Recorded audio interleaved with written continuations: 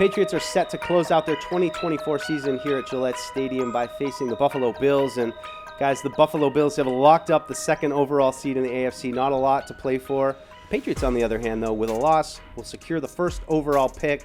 We don't know who's going to play in this game, so I think what we're going to focus on here for the preview, guys, is just some of the young Patriots players we want to take a look at, guys that can maybe set themselves up for success next year going into the 2025 season. So, Tamara, let's start with you. Who's your young Patriot that you're curious to watch this weekend? New job? Who's this? Cole Strange. He played left guard here his first 2 seasons. Obviously got hurt. Has been away from football for nearly a year. So to see him go out last week, play his first game in over a year, and play center, a new position, I want to see, I know it's a small sample size, I want to see him play again because you want to know what you have. Gerard Mayo has said that over and over again. By the end of this year, I want to know what we have before we go into the offseason. 2 games, small sample size, but let's get some more reps for Cole Strange at center. Yeah, Evan. It's a good answer. I believe that Cole Strange looked the part at center. Do I think it was perfect? Absolutely not. Had some issues. Obviously, snapped the ball before anybody was ready. That caused a sack. That we got to get those mental errors out of the way, but you expect that out of his first game at center. And I thought physically, the way he was blocking in the game, he held up pretty well at that position. And you can definitely tell how his movement skills are going to translate nicely. Having a really athletic center that can get out of his stance and make blocks on the move and reach guys on the line of scrimmage or climb to the second level of the defense. Like, those are valuable things to have that not every center in the league can do. I'll just stick really quickly on the offensive line.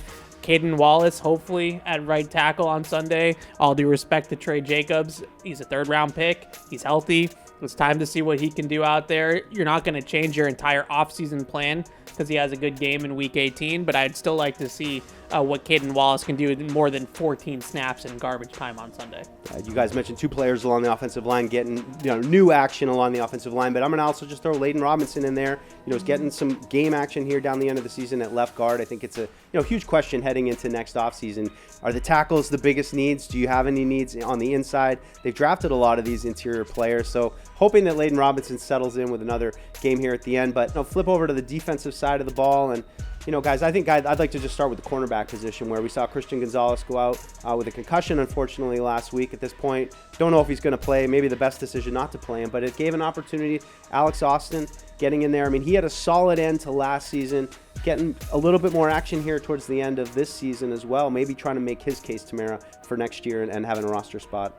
Yeah, I'm a huge Alex Austin fan. He actually had a great training camp as well. Then his season was kind of shortened a little bit. He was out, 4 or 5 games with an ankle injury. So to see him come back and end his season strong the way he did last year shows a lot of promise, especially when you're looking at your cornerback room. Christian Gonzalez, like you mentioned, we don't know if he's going to be able to play. And then also Jonathan Jones. You have a lot of veterans. Like, when you look behind those veterans, you want to see what depth you have. See what you have, as Gerard was saying before. I want to know what I have. Do they need to go out and get some more depth? Or can they stick with a guy like Alex Austin? Yeah, Isaiah Bolden, too, another young guy who's really getting some cornerback snaps as well. Yeah, and just big picture-wise, you would love to get a solidified number 2 corner to play opposite of Gonzalez, but that might be a luxury item right now for a Patriots team that has to use some assets on franchise left tackle, edge rusher, wide receiver. I'd say a corner is probably 4th or 5th on the needs list, so it might not be addressed full force this offseason. So you look at those 2 guys, good length, good speed to carry verticals on the outside.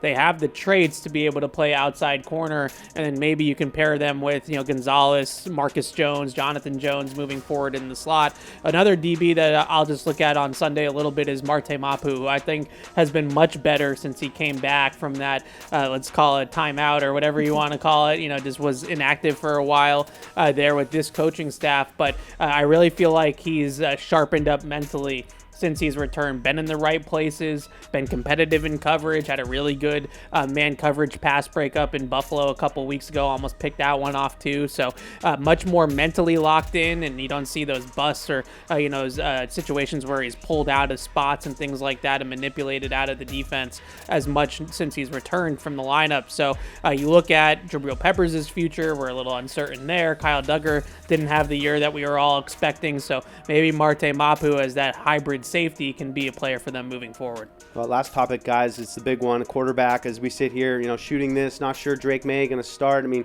got a little banged up last week, was able to return to the game, but I know I'm not alone. Like to see a little bit of Joe Milton. Throw him in maybe at the end. I don't need, I'm okay if Drake starts, and, I know some people will argue to protect him, but I think Joe Milton's been a valuable piece on the practice squad all year.